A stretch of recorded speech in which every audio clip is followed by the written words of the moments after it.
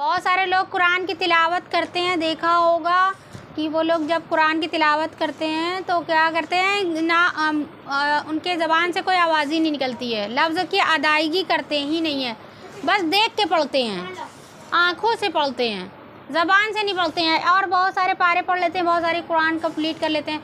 तो ऐसे नहीं पढ़ना है।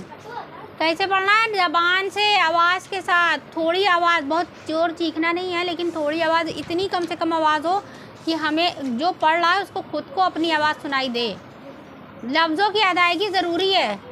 गलत तरीके से रमज़ान में कुरान पढ़ा जाता है, मतलब ये कि सिर्फ देख देख के पारा पढ़ लिया जाता है, बहुत सारे कुरान पूरे किए जाते हैं। ऐसे नहीं करना है हम लोग को, ठीक है? सबको बताएंगे इस तरह तिलावत का गलत तरीका नहीं अपनाएं, सही तरीके से पढ़ें कुरान को अच्छी तरीके से।